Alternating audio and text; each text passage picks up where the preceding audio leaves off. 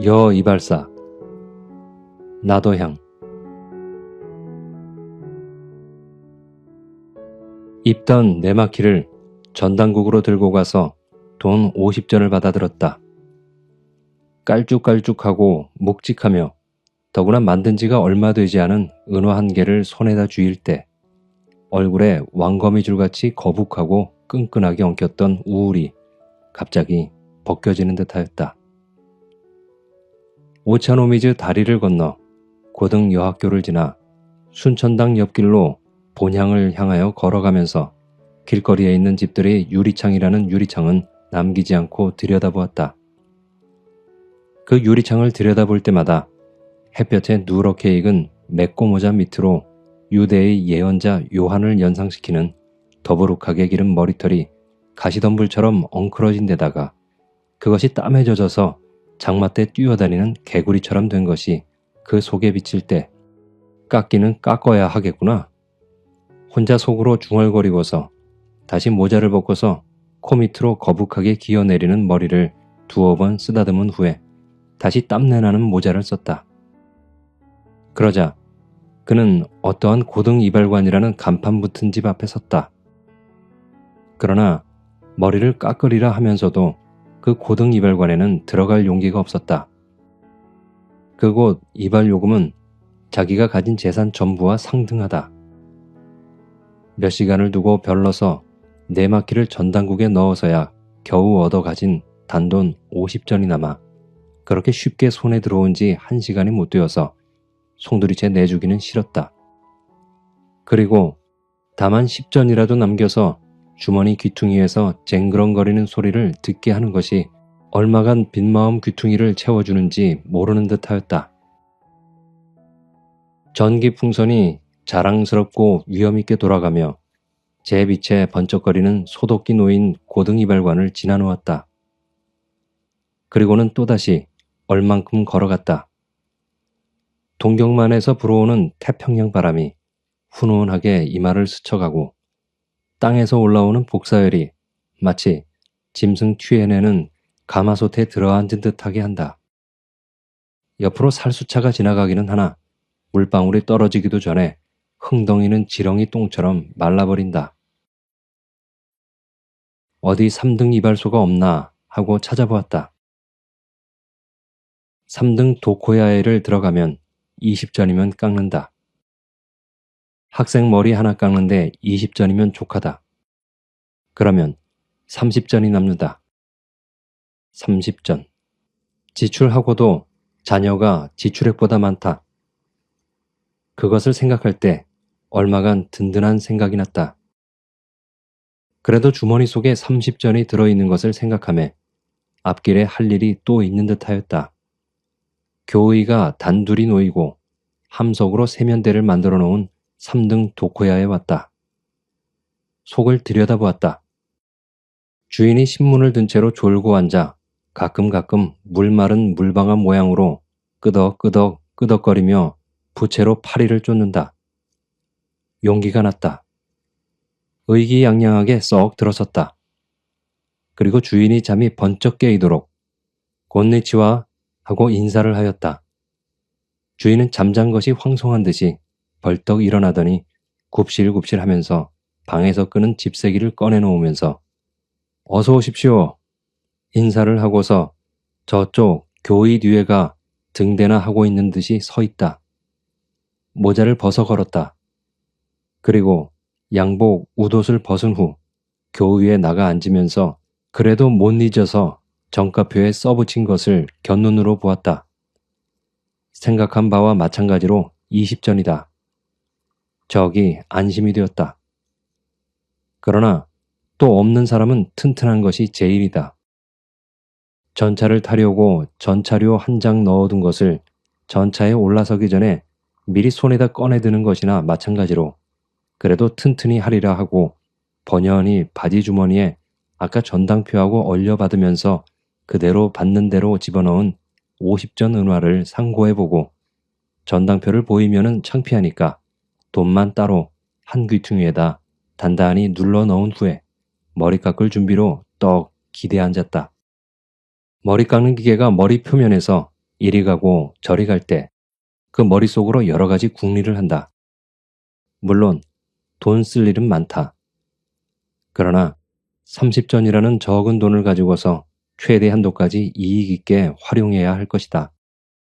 하숙에서는 밥값을 석 달치나 못 내었으니까 오늘 내일로 내쫓긴다고 재촉이다. 그러나 집에서는 돈부터 줄 만하지는 못하다. 그렇다고 그대로 있을 수는 없다. 어디 가서 거짓말을 해서 만든 단돈 10원이라도 만들어야 할 것이다. 삽곡에 있는 제일 절친한 친구 하나가 살그럭대그럭 돌아가는 머리 깎는 기계 소리와 함께 눈앞에 보인다. 그러나 그놈에게 가서 우선 저녁을 뺏어 먹고 돈 몇십 원 얻어와야겠다. 그놈의 할아버지는 금음날이면 꼭꼭 전보로 돈을 붙여주니까 오늘은 꼭 돈이 왔을 터이지. 나는 며칠 있다가 우리 외가에서 돈을 붙여주마 하였다 하고 우선 거짓말이라도 해서 갖다 쓰고 볼 일이지. 그렇다. 그러면 여기서 거기까지 걸어갈 수는 없으니까 전차 왕복에 10전이다. 10전이면 될 것이다. 그리고 또 20전이 남지? 그것은 이렇게 더운데 얼음 10전어치만 먹고 10전은 내일 아침이나 이따 저녁에 목욕을 갈 터이다. 그래, 동전 몇 푼이 남는다 할 때 기계가 머리끝을 따끔하게 짚는다. 화가 났다. 재미있게 예산을 치는데 갑자기 따끔함을 당하니까 그 꿈같이 놓은 예산은 다 달아나고 저는 여전히 교의 위에 앉아있다. 분풀이가 하고 싶어서 못 견딜 지경이다. 그러나 어떻게 분풀이를 하랴. 일어나서 때려줄 수도 없고 그렇다고 책망할 수도 없다. 다만 이쿠 아퍼 하고 상을 찌푸렸다. 놈은 퍽 미안한 모양이다. 허리를 깝죽깝죽하며 안 되었습니다. 안 되었습니다. 할 뿐이다. 석경 속으로 들여다보니까 미안한 표정이라고는 허리 깝죽깝죽하는 것뿐이다. 허리는 그만 깝죽거리고 입끝으로 잘못했습니다. 소리는 하지 않더라도 다만 눈 가장자리에 참 미안해하는 표정을 보고 싶었다.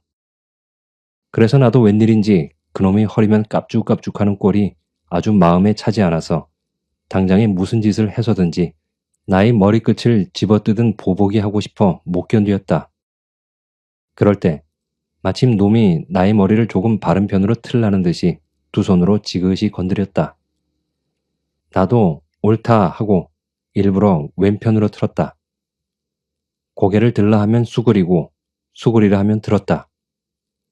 그리고 일부러 몸짓을 하고 고갯짓을 하였다.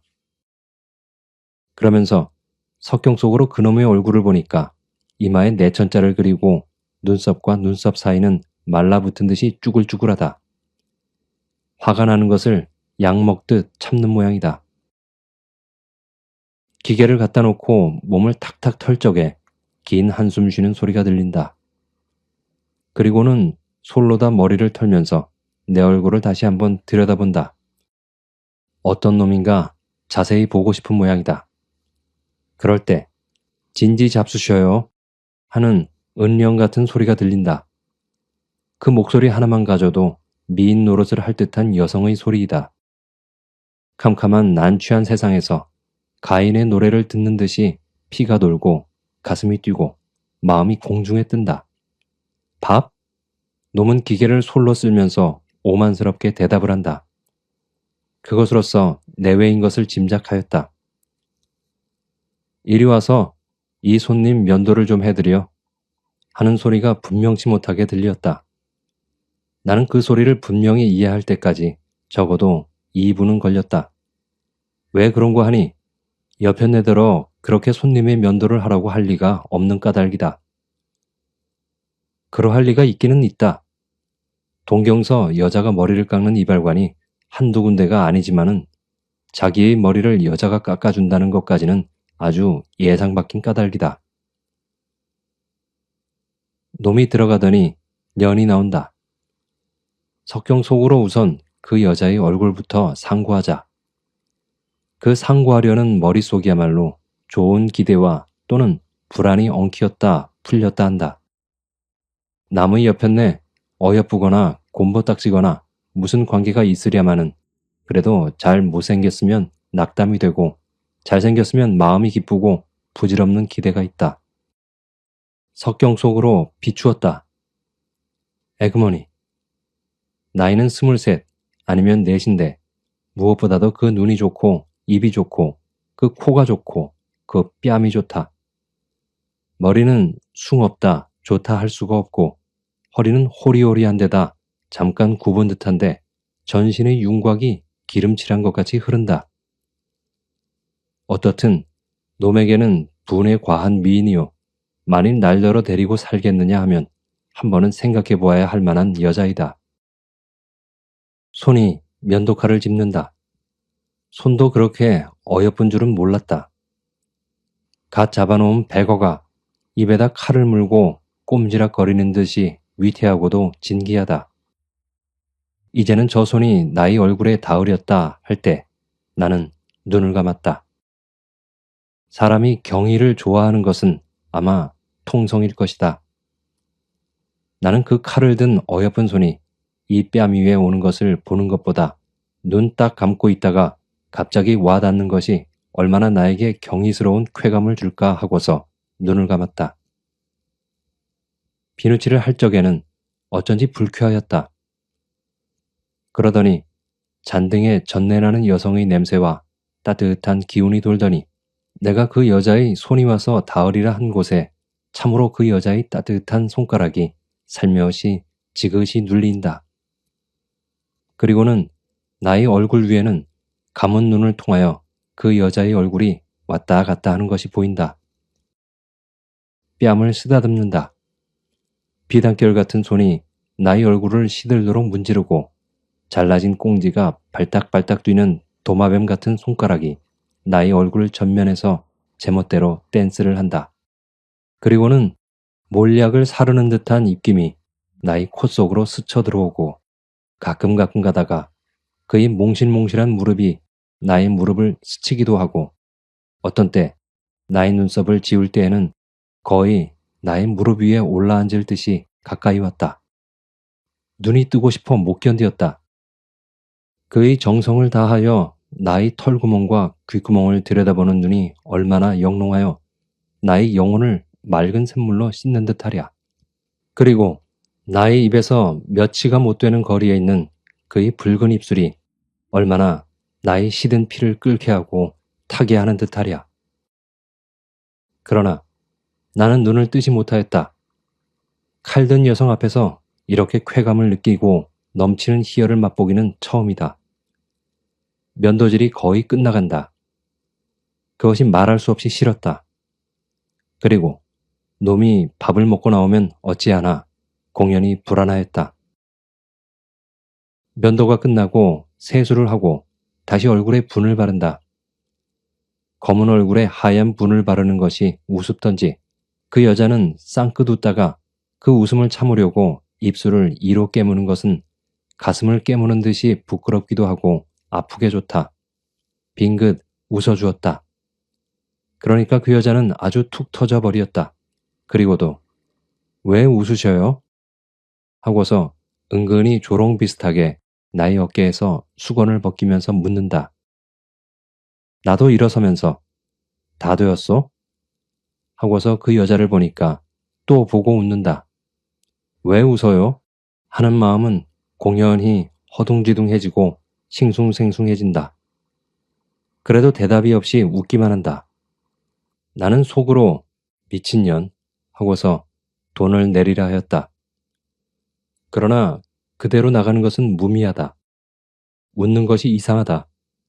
아무리 해도 수상하다. 그래서 어디 말할 시간이나 느려보려고 술이 있으면 술이라도 청해보고 싶지만은 물을 한 그릇 청했다. 들어가더니 물을 떠가지고 나왔다. 나는 그것을 마시면서 무엇이 그리 우스워요? 하고 그 여자를 지근거리는 듯이 웃어보았다. 아냐요. 아무것도 아니야요. 그 여자는 웃음을 참고 얼굴을 새침하면서 그래도 터질 듯한 웃음이 그의 두 눈으로 들락날락한다. 그 꼴을 보고서 그의 손을 잡고서 손등을 쓰다듬으며 손이 매우 어여쁘구려 하고 싶을 만치 시룽시룽 하는 생각이 그 여자에게서 감염되는 듯하였으나 그래도 참고서 요 다음으로 좋은 기회를 물릴 작정하고 얼마요? 뻔히 아는 요금을 물어보았다. 그 여자는 20전 하고 고개를 구부린다. 나는 50전 은화를 쑥 내밀었다. 그 고운 손 위에 그것이 떨어지며 나는 모자를 쓰고 나오려 하면서 또 봅시다 하였다. 그 여자는 쫓아나오며 거스른 것을 가지고 가십시오 하고서 나를 부른다. 어떻게 그것을 받을 수가 있으랴. 그때는 삽곡 친구도 없고 빙수도 없고 목욕도 없고 하숙에서 졸리는 것도 없다. 나는 호기 있게 좋소 하고 그대로 오다가 다시 돌아다 보니까 그 여자가 그대로 서서 나를 보고 웃는다. 나는 기막히게 좋다. 나는 활개를 치고 걸어온다. 그리고는 그 여자가 자기와 그 여자 사이에 무슨 낙인이나 쳐놓은 것처럼 다시는 변통할 수 없이 그 무엇이 연결되어진 듯하였다. 그리고는 말할 수 없는 만족이 어깨짓 나게 하며 활개짓이 나게 한다. 얼른 가서 같은 하숙에 있는 K군에게 자랑을 하리라 하고서 공정공정 걸어온다. 오다가 더워서 모자를 벗었다. 벗고서 뒤통수에서부터 앞니마까지 두어 번 쓰다듬다가 응? 하고서 얼굴을 갑자기 쓴 것을 깨문 것처럼 하고 문득 섰다가 이런 제기 하고서 주먹을 쥐고 들었던 모자를 내던질 듯이 휙 뿌렸다. 그러면 그렇지 30점만 내버렸구나 하고서 다시 한번 어렸을 적에 아름으로 쑥으로 뜬 자죽만 둘째 손가락 끝으로 만져보았다.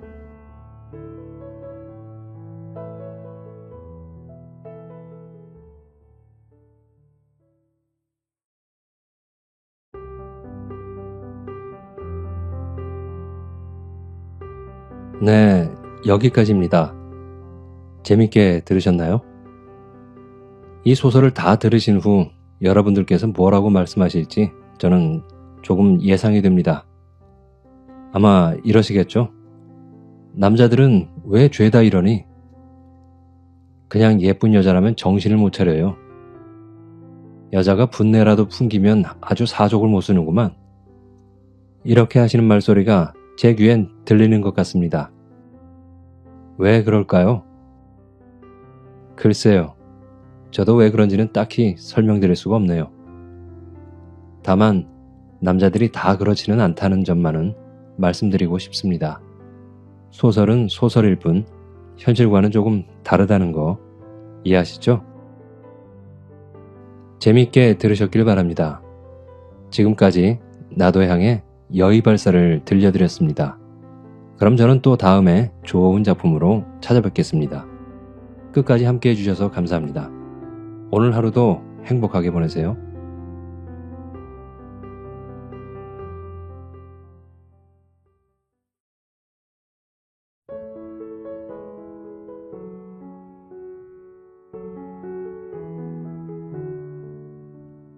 달밤 이태준 성북동으로 이사 나와서 한 대여새 되었을까. 그날 밤 나는 보던 신문을 머리맡에 밀어던지고 누워 새삼스럽게 여기도 정말 시골이로군 하였다. 뭐 바깥이 컴컴한 걸 처음 보고 시냇물 소리와 쏴하는 솔바람 소리를 처음 들어서가 아니라 황수건이라는 사람을 이날 저녁에 처음 보았기 때문이다. 그는 말 몇 마디 사귀지 않아서 곧 못난이라는 것이 드러났다. 이 못난이는 성북동의 산들보다 물들보다 조그만 지름길들보다 더 나에게 성북동이 시골이란 느낌을 풍겨주었다. 서울이라고 못난이가 없을 리야 없겠지만 대처에서는 못난이들이 거리에 나와 행세를 하지 못하고 시골에선 아무리 못난이라도 마음 놓고 나와 다니는 때문인지 못난이는 시골에만 있는 것처럼 흔히 시골에서 잘 눈에 뜨인다.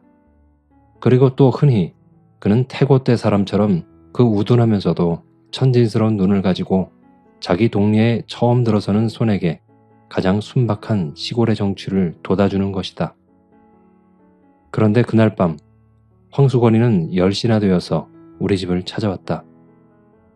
그는 어두운 마당에서 꽥 지르는 소리로 아, 이 댁이 문안서 하면서 들어섰다. 잡담제하고 큰일이나 난 사람처럼 건너방 문 앞으로 달려들더니 저 문안 서대문 거리라나요? 어디선가 나오신 댁입쇼? 한다. 보니 핫비는 안 입었으되 신문을 들고 온 것이 신문 배달부다. 그렇소, 신문이요?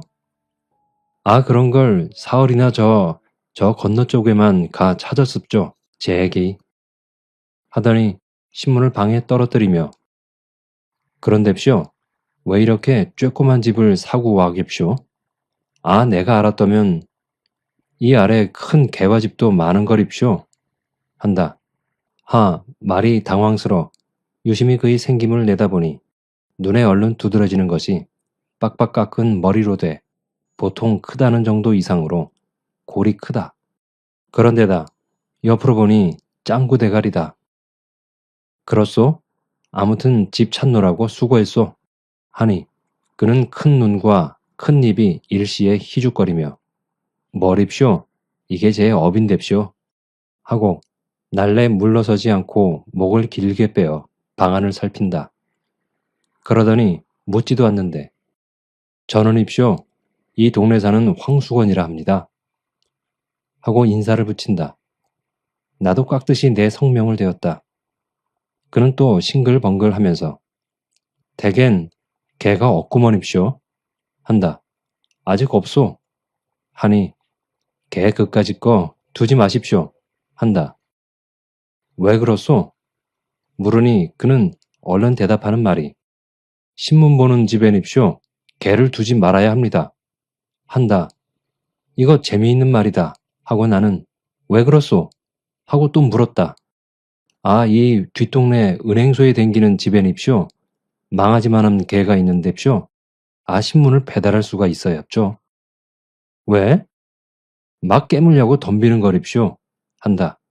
말 같지 않아서 나는 웃기만 하니 그는 더욱 신을 낸다.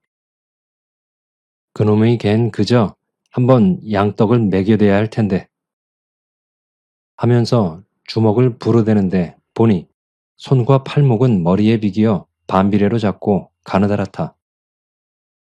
어서 권할 텐데 가 자시오. 하니 그는 마지못해 물러서며 선생님, 참, 이 선생님 편안히 주무십시오. 저희 집은 여기서 얼마 안 되는 거립쇼. 하더니 돌아갔다. 그는 이튿날 저녁 집을 알고 오는데도 9시가 지나서야 신문 배달해 왔습니다. 하고 소리를 치며 들어섰다. 오늘은 왜 늦었소? 물으니 자연 그럽죠. 하고 다른 이야기를 꺼냈다. 자기는 워낙 이 아래에 있는 삼산학교에서 일을 보다 어떤 선생하고 뜻이 덜 맞아 나왔다는 것. 지금은 신문 배달을 하나 원 배달이 아니라 보조 배달이라는 것. 저희 집엔 양친과 형님 내외와 조카 하나와 저희 내외까지 식구가 7이란 것. 저희 아버지와 저희 형님의 이름은 무엇이며 자기 이름은 황가인데다가 목숨 숫자하고 세울 건자로 황수건이기 때문에 아이들이 노랑수건이라고 놀리어서 성북동에서는 가가호호에서 노랑수건 하면 다 자긴 줄 알리라고 자랑스럽게 이야기하다가 이날도 어서 그만 다른 집에도 신문을 갖다 줘야 하지 않소? 하니까 그때서야 마지못해 나갔다. 우리 집에서는 그까지 반편과 무얼 대꾸를 해가지고 그러느냐 하되 나는 그와 짓거리기가 좋았다. 그는 아무것도 아닌 것을 가지고 열심스럽게 이야기하는 것이 좋았고 그와는 아무리 오래 짓거리어도 힘이 들지 않고 또 아무리 오래 짓거리고 나도 웃음밖에는 남는 것이 없어 기분이 거뜬해지는 것도 좋았다. 그래서 나는 무슨 일을 하는 중만 아니면 한참씩 그의 말을 받아주었다. 어떤 날은 서로 말이 막히기도 했다. 대답이 막히는 것이 아니라 무슨 말을 해야 할까 하고 막히었다. 그러나 그는 늘 나보다 빠르게 이야깃거리를 잘 찾아냈다. 5~6월인데도 꿩고기를 잘 먹느냐고도 묻고, 양복은 저고리를 먼저 입느냐, 바지를 먼저 입느냐고도 묻고, 소와 말과 싸움을 붙이면 어느 것이 이기겠느냐는 둥, 아무튼 그가 이야깃거리를 취재하는 방면은 기상천외로 여간 범위가 넓지 않은 데는 도저히 당할 수가 없었다. 하루는 나는 평생 소원이 무엇이냐고 그에게 물어보았다. 그는 그까짓 것쯤 얼른 대답하기는 누워서 떡 먹기라고 하면서 평생 소원은 자기도 원배달이 한번 되었으면 좋겠다는 것이었다. 남이 혼자 배달하기 힘들어서 한 20부 떼어주는 것을 배달하고 월급이라고 원배달에게서 한 3원 받는 터이라 월급을 22원을 받고 신문사 옷을 입고 방울을 차고 다니는 원배달이 제일 부럽노라 하였다. 그리고 방울만 차면 자기도 뛰어다니며 빨리 돌릴 뿐 아니라 그 은행소에 다니는 집개도 조금도 무서울 것이 없겠노라 하였다. 그래서 나는 그럴 것 없이 아주 신문사 사장쯤 되었으면 원배달도 바랄 것 없고 그 은행소에 다니는 집개도 상관할 바 없지 않겠느냐?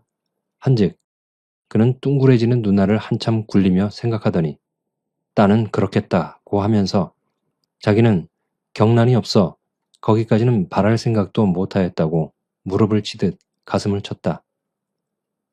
그러나 신문 사장은 이내 잊어버리고 원배달만 마음에 박혔던 듯 하루는 바깥 마당에서부터 무엇라고 떠들어대며 들어왔다. 이 선생님? 이 선생님 갭쇼? 아, 저도 내일부턴 원배달이 올시다. 오늘 밤만 자면입쇼. 한다. 자세히 물어보니 성북동이 따로 한 구역이 되었는데 자기가 맡게 되었으니까 내일은 배달복을 입고 방울을 막 떨렁거리며 올 테니 보라고 한다. 그리고 사람이란 게 그러게 무엇든지 끝을 바라고 붙들어야 한다고 나에게 일러주면서 신이 나서 돌아갔다. 우리도 그가 원배달이 된 것이 좋은 친구가 큰 출세나 하는 것처럼 마음속으로 진실로 즐거웠다. 어서 내일 저녁에 그가 배달복을 입고 방울을 차고 와서 쭈렁거리는 것을 보리라 하였다. 그러나 이튿날 그는 오지 않았다. 밤이 늦도록 신문도 그도 오지 않았다. 그 다음 날도 신문도 그도 오지 않다가 사흘째 되는 날에야 이날은 해도 지기 전인데 방울소리가 요란스럽게 우리 집으로 뛰어들었다. 어디 보자 하고 나는 방에서 뛰어나갔다. 그러나 웬일일까? 정말 배달복에 방울을 차고 신문을 들고 들어서는 사람은 황수건이 아니라 처음 보는 사람이다. 왜 전에 사람은 어디 가고 당신이요? 물으니 그는 제가 성북동을 맡았습니다. 한다. 그럼 전에 사람은 어디를 맡았소? 하니 그는 픽 웃으며 그까지 반편을 어딜 맡깁니까?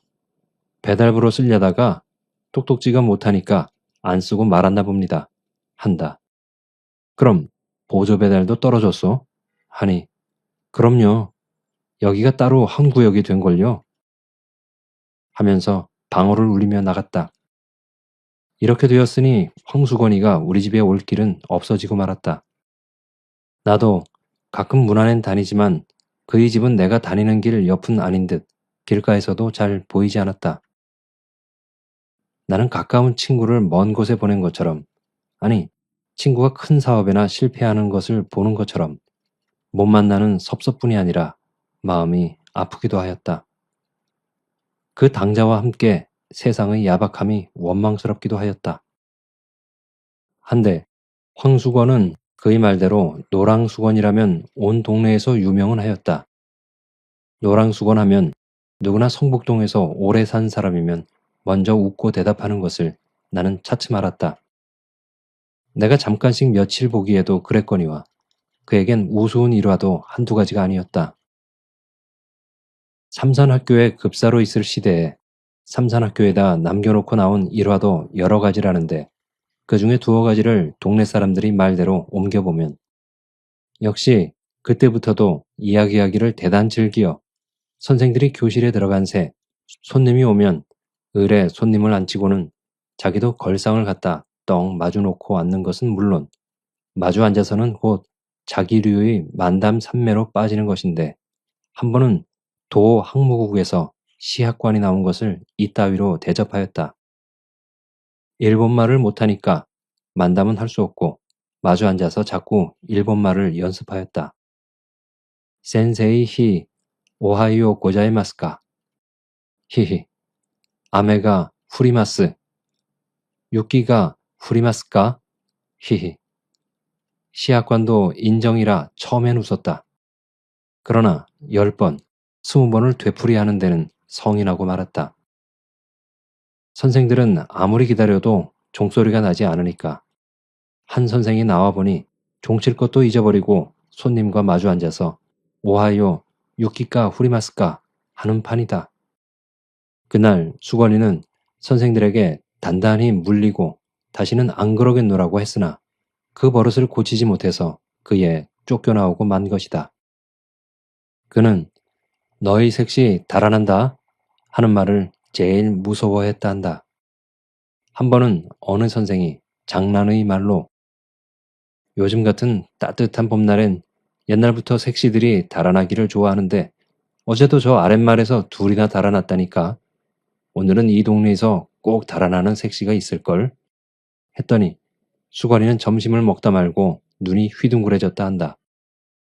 그리고 그날 오후에는 어서 바삐 하악을 시키고 집으로 갈 양으로 50분 만에 치는 종을 20분 만에, 30분 만에 함부로 다가서 쳤다는 이야기도 있다.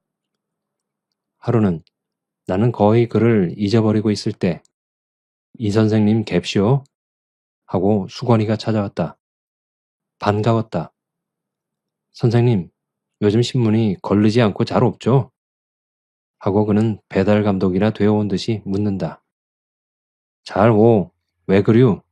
한즉 또 늦지도 않굽쇼. 일찍이 제때마다 꼭꼭 없죠? 한다. 당신이 돌릴 때보다 3시간은 일찍이 오고 날마다 꼭꼭 자로 하니 그는 머리를 벅적벅적 긁으면서 하루라도 걸르기만 해라. 신문사에 가서 대뜸 일러바치지 하고 그 빈약한 주먹을 부르댄다. 그런데쇼 선생님 왜 그류? 삼산학교의 말씀이에요. 그 제 대신 들어온 급사가 저보다 근력이 3개 생겼습죠? 나는 그 사람을 보지 못해서 모르겠소. 하니 그는 은근한 말소리로 희죽거리며 제가 거길 또 들어가 볼라굽쇼. 운동을 합죠. 한다. 어떻게 운동을 하오? 그까짓 거 날마다 사무실로 갑죠. 다시 써달라고 졸라댔죠. 아, 그랬더니 새 급사란 녀석이 저보다 크기가 무척 큰뎁쇼. 이 녀석이 막 붉은댑니다 그려. 그래, 한번 쌈을 해야 할 텐뎁쇼. 그 녀석이 근력이 얼마나 센지 알아야 덤벼들 텐뎁쇼. 하. 그렇지. 못 모르고 대들었다 매만 맞지. 하니 그는 한 걸음 다가서며 또 은근한 말을 한다. 그래섭쇼. 어쩌녁엔 큰 돌멩이 하나를 굴려다 삼산학교 대문에다 놨습죠. 그리고 오늘 아침에 가보니깐 없어졌는뎁쇼. 이 녀석이 나처럼 억지로 굴려다 버렸는지 번쩍 들어다 버렸는지 그만 못 봤거든쇼. 제 얘길. 하고 머리를 긁는다. 그러더니 갑자기 무얼 생각한 듯 손뼉을 탁 치더니 그런뎁쇼. 제가 온 건입쇼. 댁에선 우두를 넣지 마시라고 왔습죠. 한다. 우두를 왜 넣지 말란 말이오? 한즉 요즘 마마가 다닌다고 모두 우두들을 넣는뎁쇼. 우두를 넣으면 사람이 근력이 없어지는 법인뎁쇼. 하고 자기 팔을 걷어올려 우두 자리를 보이면서 이걸 봅쇼. 저도 우두를 이렇게 넣었기 때문에 근력이 줄었습죠. 한다. 우두를 넣으면 근력이 준다고 누가 그럽디까? 물으니 그는 싱글거리며 아 제가 생각해냈습죠. 한다. 왜 그렇소? 하고 캐니 뭘 저 아래 윤군보라고 있는데 기운이 장산뎁쇼. 아 삼산학교 그 녀석도 우드만 넣었다면 그까짓 건 무서울 것 없는뎁쇼. 그걸 모르겠거든입쇼. 한다. 나는 그렇게 용한 생각을 하고 일러주러 왔으니 아주 고맙소. 하였다. 그는 좋아서 벙긋거리며 머리를 긁었다. 그래, 삼산학교에 다시 들기만 기다리고 있어?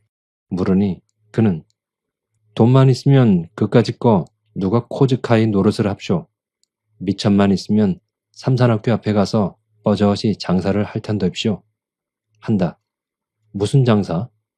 아, 방학 될 때까지 참이 장사도 하굽쇼. 가을부턴 군밤 장사, 외떡 장사, 습자지, 도화지 장사 막 합죠. 삼산학교 학생들이 저를 어떻게 좋아하겠쇼? 저를 선생들보다 낫게 치는뎁쇼? 한다. 나는 그날 그에게 돈 3원을 주었다. 그의 말대로 삼산학교 앞에 가서 뻐젓이 참외 장사라도 해보라고. 그리고 돈은 남지 못하면 돌려오지 않아도 좋다 하였다. 그는 3원 돈에 덩실덩실 춤을 추다시피 뛰어나갔다.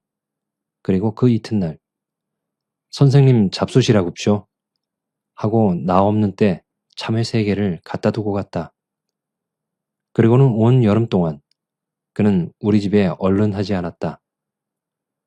들으니 참외 장사를 해보긴 했는데 이내 장마가 들어 미천만 까먹었고 또 그까짓 것보다 한 가지 놀라운 소식은 그의 아내가 달아났단 것이다. 저희끼리 금수는 괜찮았건만 동서가 못 견디게 굴어 달아난 것이라 한다. 남편만 남 같으면 따로 살림나는 날이나 기다리고 살 것이나 평생 동서 밑에 살아야 할 신세를 생각하고 달아난 것이라 한다. 그런데 요 며칠 전이었다. 밤인데 달포만에 수건이가 우리 집을 찾아왔다. 웬 포도를 큰 것으로 대여섯 송이를 종이에 싸지도 않고 맨손에 들고 찾아왔다. 그는 벙긋거리며 첫마디로 선생님 잡수라고 사왔습죠 하는 때였다. 웬 사람 하나가 날쌔게 그의 뒤를 따라 들어오더니 다짜고짜로 수건이의 멱살을 움켜쥐고 끌고 나갔다. 수건이는 그 우둔한 얼굴이 새하얗게 질리며 꼼짝 못하고 끌려나갔다. 나는 수건이가 포도원에서 포도를 훔쳐온 것을 직각하였다. 쫓아나가 매를 말리고 포도값을 물어주었다. 포도값을 물어주고 보니 수건이는 어느 틈에 사라지고 보이지 않았다. 나는 그 5송이 포도를 탁자 위에 얹어놓고 오래 바라보며 아껴 먹었다. 그의 은근한 순정의 열매를 먹듯 하나를 가지고도 오래 입안에 굴려보며 먹었다. 어제다. 문 안에 들어갔다 늦어서 나오는데 불빛 없는 성북동 길 위에는 밝은 달빛이 기입을 깐 듯하였다. 그런데 포도원께를 올라오노라니까 누가 막지도 못한 목청으로 사케와나 미다까 다메이끼까를 부르며 큰 길이 좁다는 듯이 휘적거리며 내려왔다. 보니까 수건이 같았다. 나는 수건인가? 하고 아는 체 하려다가 그가 나를 보면 무안해할 일이 있는 것을 생각하고 휙 길 아래로 내려서 나무 그늘에 몸을 감추었다. 그는 길은 보지도 않고 달만 쳐다보며 노래는 그 이상은 외우지도 못하는 듯 첫 줄 한 줄만 되풀이하면서 전에는 본 적이 없었는데 담배를 다 벅벅 빨면서 지나갔다. 달밤은 그에게도 유감한 듯 하였다.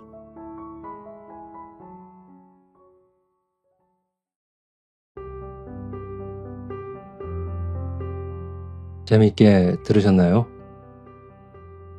황수건이란 사람은 어딘가 좀 부족해 보이는 사람이죠. 노랑수건하면 동네에서 자신을 모르는 사람이 없다 하며 스스로를 소개하기도 합니다. 소설 속에서 그는 동네 사람들에게나 신문 보급소에서조차 약간 부족한 반편 취급을 당하지만 스스로는 그걸 잘 모르는 것 같습니다. 하지만 주인공 나는 그의 처음 바보 같은 모습이 약간 당황스럽기도 했지만 그의 순수한 모습에 조금씩 마음을 열게 되어 연민의 정을 느끼게 됩니다. 황수건이라는 못난이는 주인공이 새로 이사간 낯선 동네에서 시골의 정치와 정겨움을 느끼게 해주는 인물입니다. 이를 통해 작가는 도시에서 사라진 못난이들을 아쉬워하죠. 다시 말해 못난이를 수용하지 못하는 도시적인 삶에 대한 비판을 하고 있는 것입니다. 못난이는 시골스러움과 무능력함을 대변하고 도시에서 소외된 사람들을 표현하는 것인데 작가는 이러한 설정을 통해서 각박한 세태, 따뜻한 정이 사라진 시대를 간접적으로 비판하고 있는 것입니다. 이렇다 할 특별한 사건도 없이 일상 속 힘든 삶을 사는 사람들의 슬픔을 표현하는 것이 이 작가의 작품 특성이라고 할 수 있습니다. 소외된 사람들의 모습을 서정적이고 따뜻한 시선으로 담아 표현하며 세련된 인물 묘사로 단편 소설의 완성도를 한 차원 높인 작가로 평가됩니다.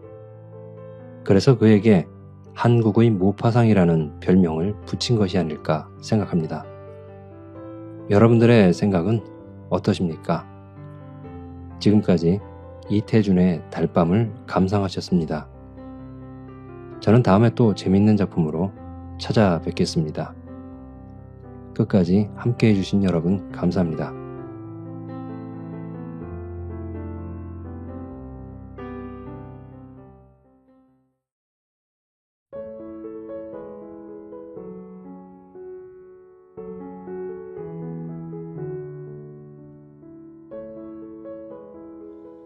도시와 유령 이효석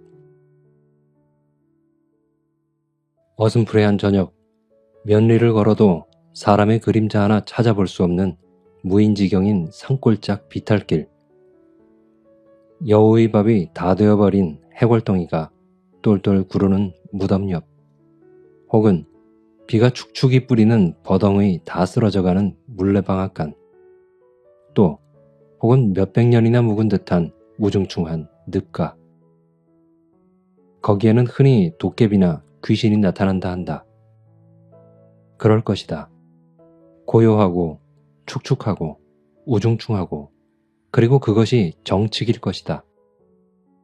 그러나 나는 아직도 그런 곳에서 그런 것을 본 적은 없다. 따라서 그런 것에 관하여서는 아무 지식도 가지지 못하였다. 하나, 나는 자랑이 아니라 더 놀라운 유령을 보았다. 그리고 그것이 적어도 문명의 도시인 서울이니 놀랍단 말이다. 나는 그래도 문명을 자랑하는 서울에서 유령을 목격하였다. 거짓말이라고? 아니다. 거짓말도 아니고 환영도 아니었다. 세상 사람이 말하여 유령이라는 것을 나는 이 두 눈을 가지고 확실히 보았다. 어떻든 길게 말할 것 없이 다음 이야기를 읽으면 알 것이다. 동대문 밖에 상업학교가 가제될 무렵이었다. 나는 날마다 학교 집터에 미장이로 다니면서 일을 하였다.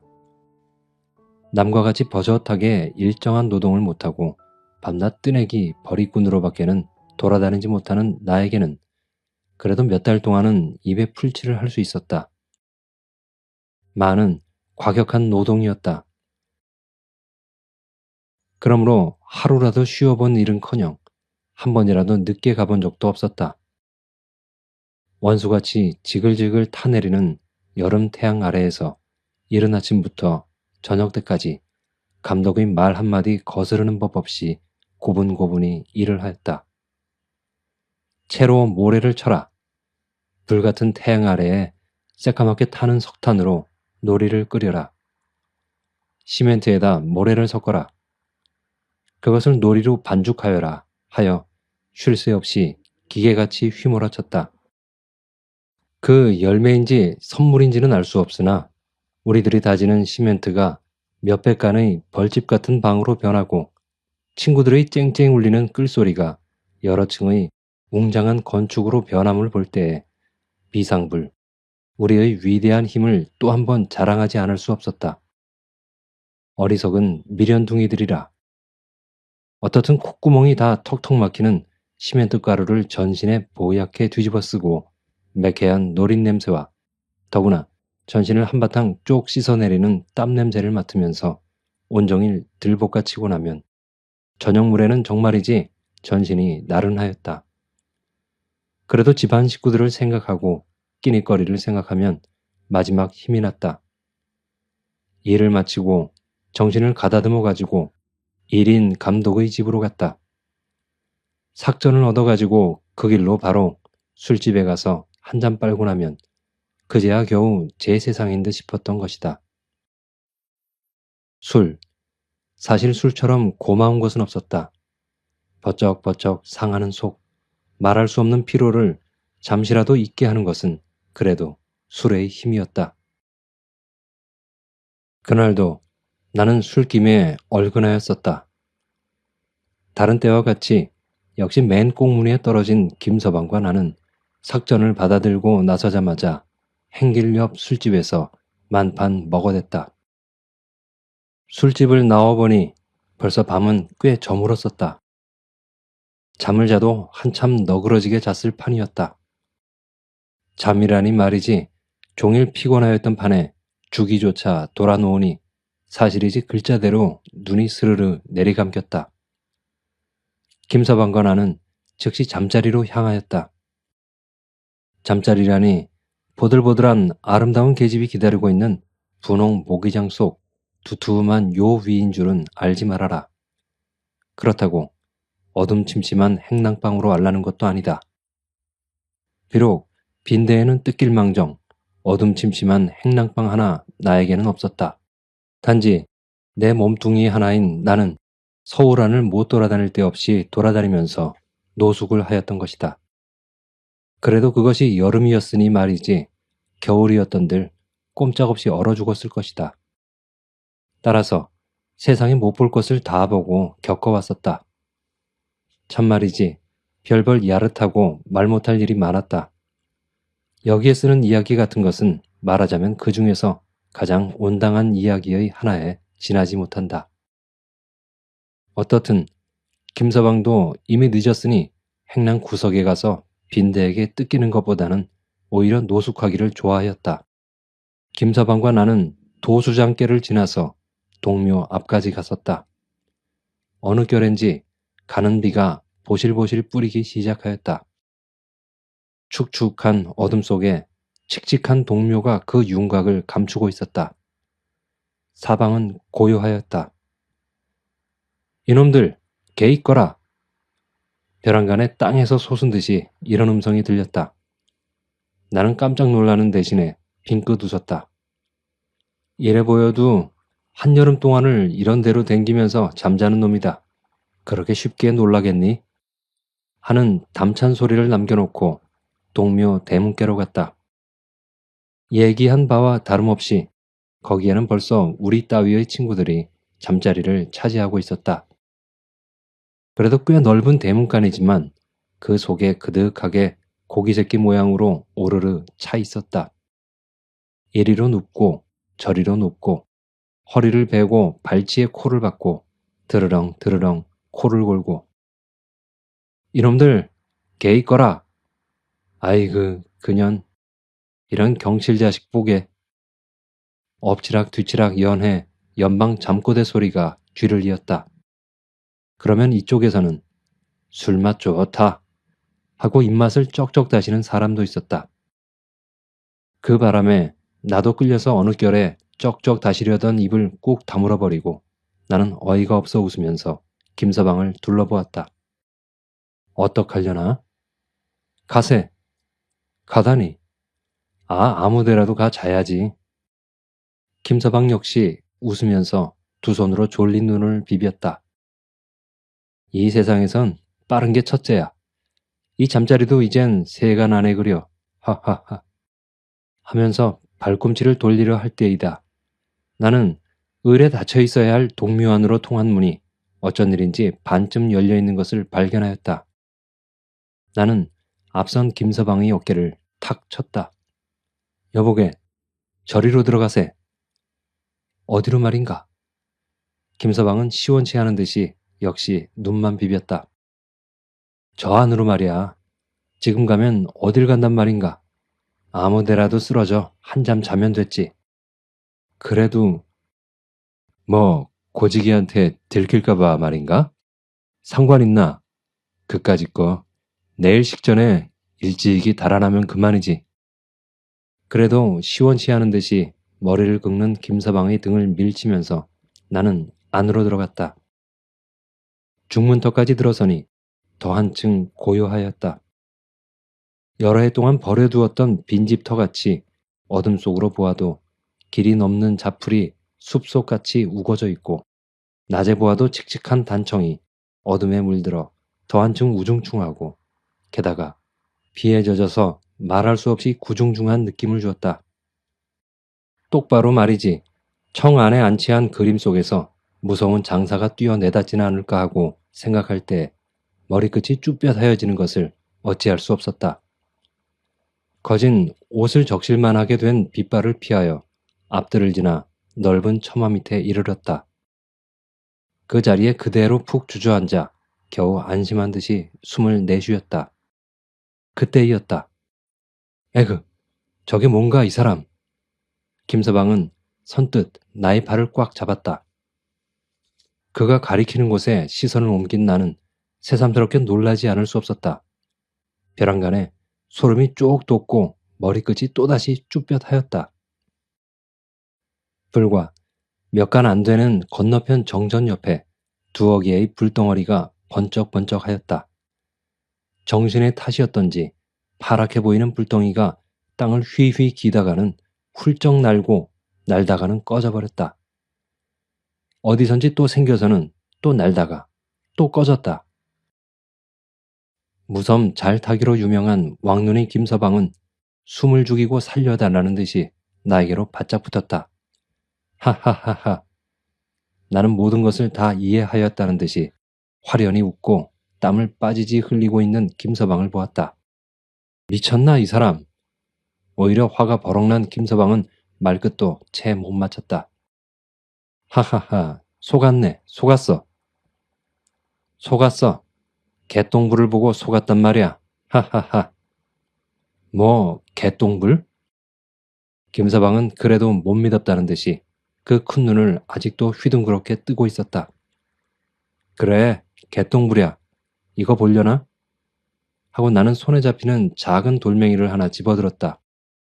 그리고 두어 걸음 저벅저벅 뜰 앞까지 나가서 역시 반짝거리는 개똥불을 겨누고 돌을 던졌다. 하나, 나는 짜장 놀랐다. 돌을 던지면 헤어져야 할 개똥불이 헤어지기는커녕 이번에는 도리어 한 군데 모여서 움직이지도 않고 그 무슨 정세를 살피는 듯이 고요히 이쪽을 노리고 있지 않은가. 나는 또 숨을 죽이고 그곳을 들여다보았다. 오, 그때 나는 더 놀라운 것을 발견했다. 꺼졌다. 또 생긴 불에 비쳐 헙스룩한 산발과 똑똑지 못한 희끄무레한 자태가 완연히 드러났다. 그제야 흥 하는 후렴없는 신음소리조차 들려오는 줄을 알았다. 에그머니. 나는 순식간에 달팽이같이 오므라졌다. 그리고 또 부끄러운 말이지만 겨우 정신을 차렸을 때 나는 동묘박 버드나무 밑에 쓰러져 있는 나 자신을 발견하였었다. 사실 꿈에서나 깨어난 듯하였다. 곁에는 보나 안 보나 파랗게 질린 김서방이 신장대 모양으로 벌벌 떨고 있었다. 밤이 이슥하였는데 집으로 돌아가기도 무엇하니 나머지 밤을 동대문께 가서 새우자고 김서방이 제언하였다. 비는 여전히 뿌리고 있었다. 뒤에서 무어가 쫓아오는 듯하여 연해 연방 뒤를 돌아보면서 큰 행길에 나섰을 때에는 파출소 붉은 전등만 보아도 산듯 싶었다. 허둥지둥 동대문 담 옆까지 갔었다. 고요한 담 밑에는 아무것도 없었다. 모든 것을 집어삼킨 캄캄한 어둠밖에는 물론 파란 도깨비불도 없다. 애초에 이리로 왔더라면 아무 일도 없었을걸. 후회 비슷하게 탄식하고 어디가 어디인지 분간할 수 없어서 에라 아무데나 하고 그 자리에 푹 주저앉았다 하자 나는 놀라기 전에 간이 싸늘해졌다. 도톨도톨한 조약돌이나 그렇지 않으면 축축한 흙이 깔려 있어야만 할 엉덩이 밑에 하나님 맙소사 나는 부드럽고도 물큰한 촉감을 받았다. 뿐이 아니다. 버들컹하는 동작과 함께 날카로운 소리가 독살스러운 땡비같이 나의 귀를 톡 쏘았다. 어떤 놈이야 이게? 나는 고무공같이 벌떡 뛰었다. 그리고 쏜살같이 주랭랑을 놓았다. 그 꼴이야말로 필연코 미친놈 모양이었을 것이다. 김서방도 내 뒤에서 헐레벌떡거렸다. 제발 사람을 죽이지 마라. 김서방은 거의 울음겨운 목소리로 부르짖었다. 이놈의 서울이 사람 사는 곳이 아니고 도깨비 굴이었던가. 나 역시 나중에는 맡길 데 없는 분기가 솟아올랐다. 그러나 또 한편으로는 한없이 어리석고 못생긴 우리의 꼴들을 비웃고도 싶었다. 잘 알지는 못하지만 세상에 원 도깨비나 귀신치고 몸뚱어리가 보들보들하고 물큰물큰하고 아니 그건 그렇다고 해두더라도 어떤 놈이야 이게 하고 땡삐 소리를 치다니 그게 원 하고 의심하고 볼 때에는 더구나 단단치 못하게 겁을 집어먹은 것이 짝없이 어리석게 생각되었다. 그렇다고 그 자리에서 또 발을 돌려 그 정체를 탐지하러 갈 용기가 있었느냐 하면 그렇지도 못하였다. 하는 수 없이 보슬비를 맞으면서 시구문 밖 김서방네 행랑방까지 가지 않으면 안 되었다. 가재나 덕실덕실 끓는 식구 틈에 끼어서 하룻밤에 폐를 끼쳤다고 하여도 불과 두어 시간의 폐일 것이다. 막 한잠 자려고 드러누웠을 때에는 벌써 날이 훤히 새었었으니까. 이렇게 하여 나는 원 무엇이 쉬었던지 하룻밤에 2번씩이나 도깨비인지 귀신한테 혼이 났었다. 사실 몇 해수는 감하였을 것이다. 그러나 대체 누구를 원망하면 좋았으리요. 술 먹고 늑장을 댄 나 자신일까? 노숙하지 않으면 아니 된 나의 운명일까? 혹은 도깨비나 귀신 그것일까? 그렇지 않으면 그 외의 무엇일까? 나는 이제야 겨우 이 중에 어느 것을 원망하는 것이 마땅하다는 것을 똑똑히 깨달았다. 어떻든 유령 이야기는 이만이다. 하나, 참 이야기는 이로부터다. 잠 못 자 고난 것도 무릅쓰고 나는 열심으로 일을 하였다. 비는 어느 결에 개버렸던지 또 푹푹 내리쬐는 태양 아래에서 시멘트 가루를 보얗게 뒤집어 쓰고 줄줄 흐르는 땀에 젖어가면서 그러는 동안에도 나는 전날 밤에 당한 무서운 경험을 머릿속에서 되풀이하여 보지 않을 수 없었다. 도깨비면 도깨비인가 보다 하고만 생각하여 두면 그만이었지만은 그래도 그것을 그렇게 단순하게 썩 닦아버릴 수는 없었다. 대체 원 도깨비가 하고 요리조리로 무한히 생각하였다. 하나 아무리 생각한다 하더라도 결국 나에게는 풀지 못할 수수께끼에 지나지 못하였다. 하는 수 없이 나는 점심시간을 타서 친구들에게 그 이야기를 하였다. 모두들 적지 않은 흥미를 가지고 들었다. 뭐 도깨비? 2층 꼭대기에 시멘트를 갖다 주고 내려온 맹꽁이 유서방은 등에 메었던 통을 내려놓기도 전에 눈을 휘둥그렇게 떴다. 내가 있었더라면 그까짓 걸 그저 벤또를 박박 긁던 덜렁이 최서방은 이렇게 뽐냈다. 그러나 가장 침착하게 담배를 푹푹 피우던 대머리 박서방만은 그다지 신통치 않은 듯이 그래 그것한테 그렇게 혼이 났단 말인가? 따는 왕눈이 따위니까 하면서 밉지 않게 싱글싱글 웃으면서 김서방과 나를 등분으로 건너보았다.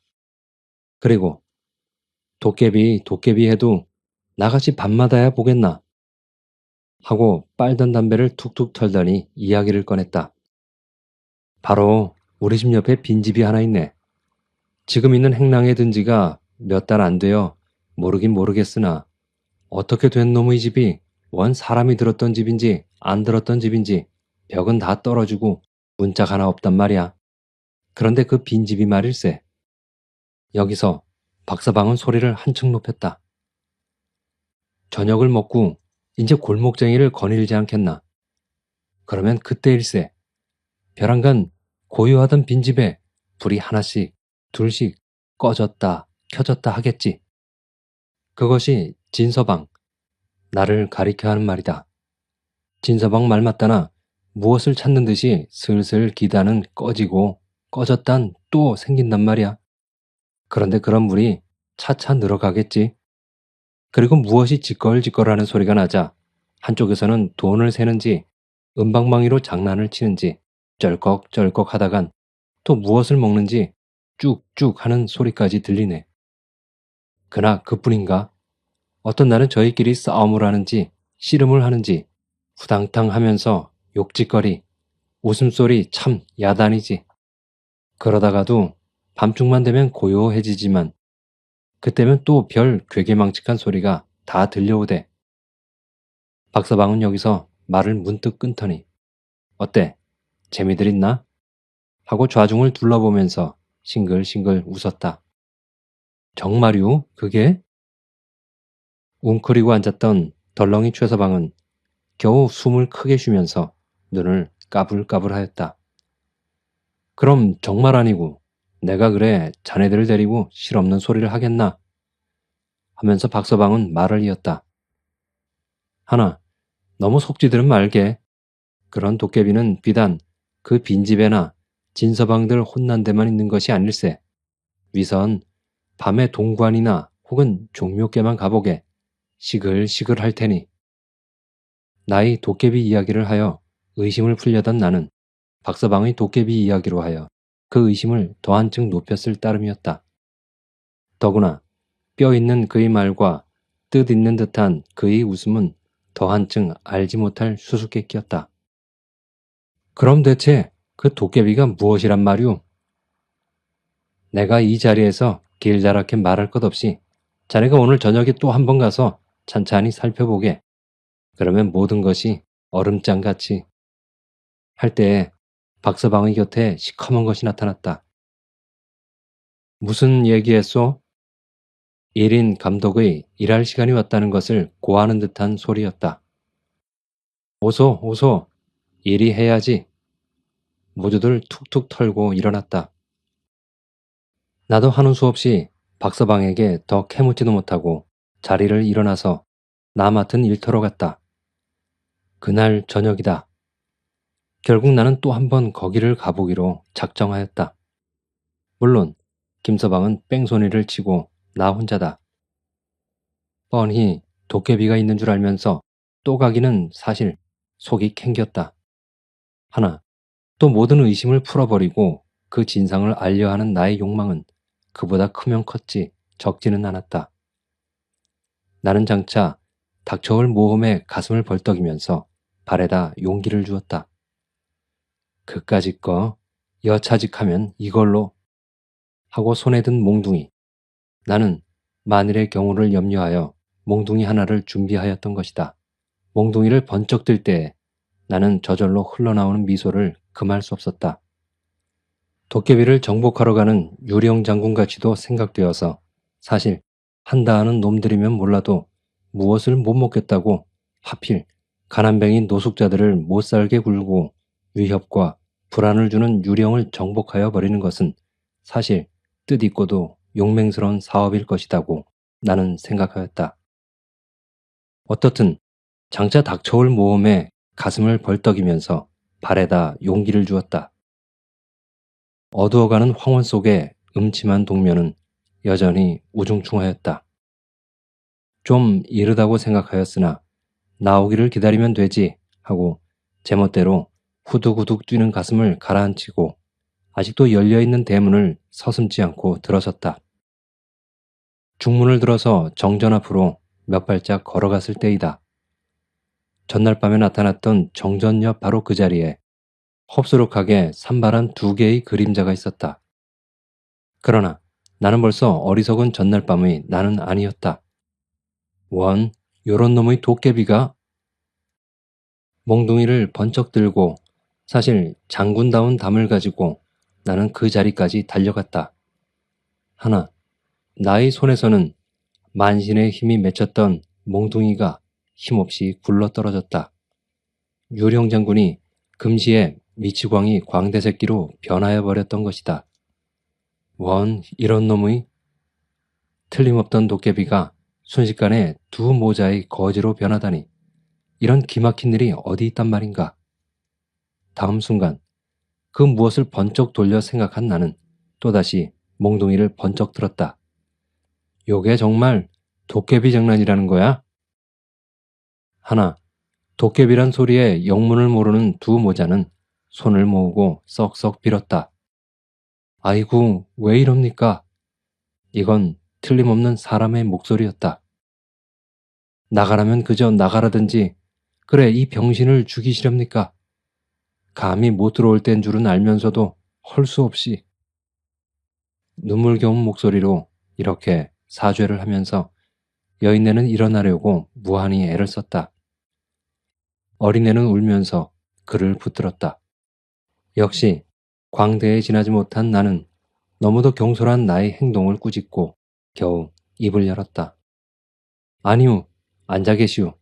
나는 고지기도 아무것도 아니니. 네? 모자는 안심한 듯한 동시에 감사에 넘치는 눈으로 나를 쳐다보았다. 어젯밤에 여기에 아무것도 나오지 않았소? 무어가 무언지 분간할 수 없는 나는 이렇게 물었다. 네? 나오다니요? 아무것도 나오지는 않았습니다. 그리고 단지 우리 모자밖에는 여기 아무것도 없었습니다. 여인네는 어마무사하여서 이렇게 대답하였다. 그럼 대체 그 불은? 나는 그래도 속으로 의심하면서 주위로 눈을 휘둘렀다. 무슨 일이나 생겼습니까? 정말 저희들밖에는 아무것도 없었습니다. 그리고 저희는 저지른 것도 없습니다. 밤중은 돼서 다리가 하도 아프길래 약을 바르려고 찾으니 생전이 있어야지요. 그래, 그것을 찾느라고 성냥 한 갑을 다 그어 내버린 일밖에는 아무것도 없었습니다. 하고 여인네는 한쪽 다리를 훌떡 걷었다. 그리고 눈물이 그 다리 위에 뚝뚝 떨어지기 시작하였다. 나는 모든 것을 얼음장 풀리듯이 해득하기는 하였으나 여기서 또한 참혹한 그림을 보지 않으면 안 되었다. 그의 훌떡 걷은 한편 다리, 그야말로 눈으로는 차마 보지 못할 것이었다. 발목은 끊어져 달아나고 장단지는 나뭇개비같이 마르고 채 아물지 않은 자리가 시퍼렇게 질려 있었다. 그놈의 원수의 자동차, 그나마 얻어먹지도 못하게 이렇게 병신을 만들어 놓고. 여인네는 울음에 느끼기 시작하였다. 자동차예요? 네, 공원 앞에서 그놈의 자동차에. 나는 문득 어슴푸레한 나의 기억이 한 귀퉁이를 번개같이 되풀이하였다. 달포전, 어느 날 밤이었다. 그날도 나는 이유 없이가 아니라 바로 말하면 바람 쏘이러 밤 장안을 헤매고 있었다. 장안의 여름밤은 아름다웠다. 낮 동안에 이글이글 타는 해에 익은 몸뚱어리에 여름밤은 둘없이 고마운 선물이었다. 여름의 장안 백성들에게는 욱신욱신한 거리를 고무풍선같이 떠다니는 파라솔이 있고 땀을 들여주는 선풍기가 있고 타는 목을 식혀주는 맥주 거품이 있고 은접시에 담긴 아이스크림이 있다. 그리고 또 산차고 물 맑은 피서지 산방이 있고 서광사가 있고 인천이 있고 원산이 있다. 그러나 그런 것은 꿈에도 못 보는 나에게는 머루얼빛 같은 밤하늘만 쳐다보아도 차디찬 얼음 냄새가 흘러오는 듯하였다. 이것만 하더라도 밤 장안을 헤매는 것은 무의미한 일은 아니었다. 게다가 무엇보다도 거리 위에 낮 거미새끼같이 흩어진 계집의 얼굴은 세렵은 냄새만 맡을 수 있는 것만 하여도 사실 밤 장안을 헤매는 값은 훌륭히 될 것이었다. 그러나 장안의 여름밤을 더 아름다운 꿈으로만 생각하는 것은 큰 실수이다. 거기에는 생활의 무거운 짐이 있다. 잔치집 마당같이 들볶아치는 야시에는 하루면 24시간의 끊임없는 생활의 지긋지긋한 그림이 벌어져 있었다. 거기에는 낮과 다름없이 역시 부르짖음이 있고 싸움이 있고 땀이 있었다. 그러나 아무튼지 간에 가슴을 씻어주는 시원한 맛은 싫은 것은 아니었다. 여름밤은 아름다웠다. 그런 거로 나는 공원 앞 큰 행길 옆에 사람이 파도를 일으키면서 요란히 수물거리는 것은 구태여 볼 것 없이 술김에 얼큰한 주객이나 그렇지 않으면 야시의 음악가 깽깽이 타는 친구를 둘러싸고 있는 것이려니 생각하고 여름밤이니까 혼자 중얼거리면서 무심코 그곳을 지나려 하였다. 그러나 사람들이 수물거리는 품이 주정꾼이나 혹은 깽깽이꾼의 경우와는 달랐다. 그리고 무엇보다도 노자, 노자, 젊어 노자, 먹고 마시고 만판 노자 하는 주객의 노래는 안 들렸다. 그렇다고 밤사람을 취하게 하는 아름다운 깽깽이 노래도 들려오지는 않았다. 그러면 대체 나의 발길은 부지 중에 그리로 향하였다. 뭐? 겨우 요술꾼 약장수야? 나는 거의 실망에 가까운 어조로 이렇게 중얼거리고 대수롭지 않은 듯이 발길을 돌이키려 할 때이다. 사람들의 수물거리는 틈으로 나는 무서운 것을 보았다. 군중의 숲에 쌓여서 안 보이는 한 채의 자동차와 그 밑에 깔린 여인네 하나를 보았다. 바퀴 밑에는 선혈이 임리하고 그 옆에는 거지 아이 하나가 목을 놓고 울면서 쓰러져 있었다. 자동차 안에는? 하고 보니 아니나 다를까 불량배와 기생년들이 그득하였다. 오라질 연놈들. 자동차를 타니 신이 나서 사람까지 치니 원 끔찍도 해라. 이런 말마디를 주우면서 나는 어느 결에 그 자리를 밀려져 나왔었다.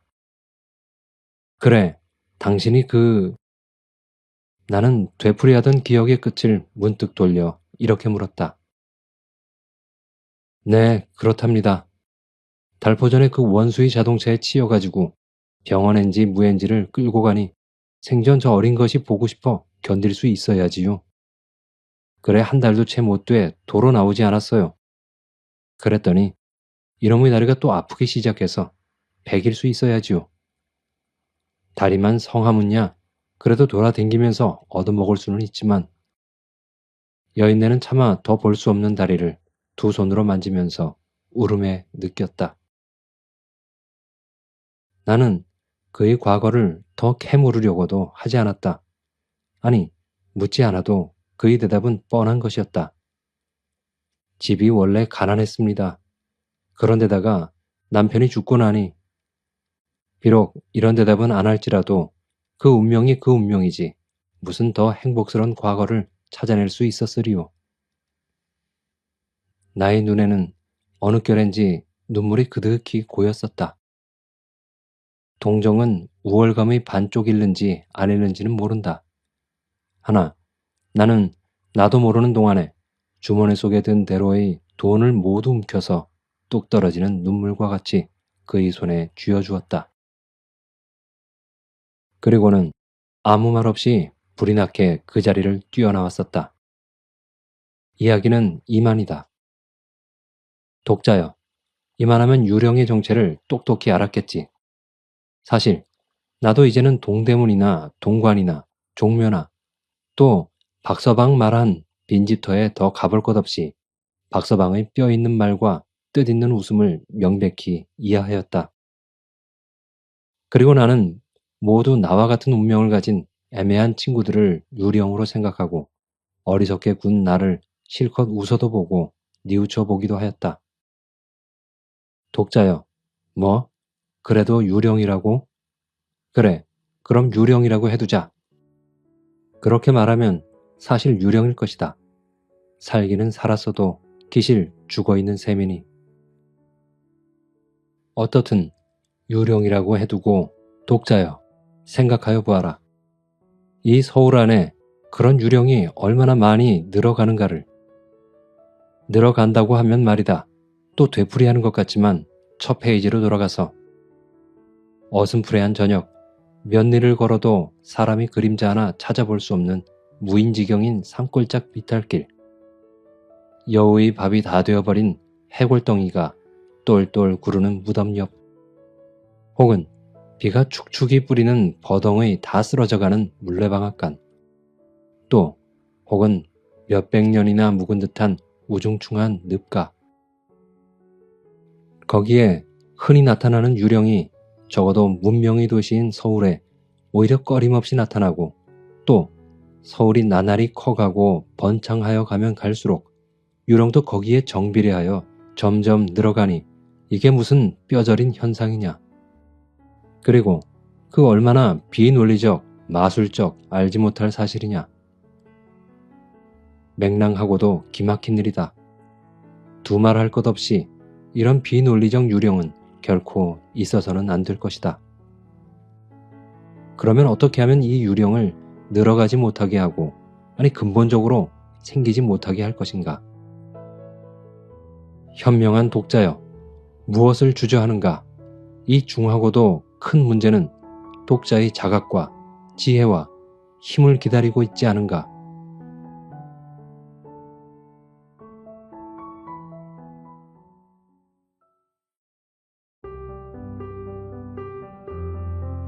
어떻게 들으셨나요? 문명이 고도로 발달되어가는 도시 서울 속에서 마치 유령처럼 떠도는 사람들에 대한 이야기였습니다. 도시가 발달하고 문명이 발전하면 그런 유령 같은 존재는 줄어들고 없어져야 마땅할 것 같은데, 실상은 오히려 더 늘어만 간다는 것은 슬픈 아이러니가 아닐 수 없습니다. 빛이 밝으면 반드시 어두우면 더 깊어지는 것이 이치이겠지만, 우리들의 지각 있는 공동의 노력을 발휘한다면 도시의 유령 같은 어두움도 점차로 밝게 만들 수 있다고 저는 믿습니다. 작가는 우리에게 대놓고 호소합니다. 독자들이여, 무엇을 주저하는가? 이처럼 중요하고 커다란 문제는 우리 모두의 지혜와 단합된 선한 힘을 기다리고 있지 않은가 하고 말입니다. 지금까지 이효석의 도시와 유령을 감상하셨습니다. 끝까지 함께해 주신 여러분 감사합니다. 저는 또 재미있는 작품으로 찾아뵙겠습니다. 행복한 하루 보내세요.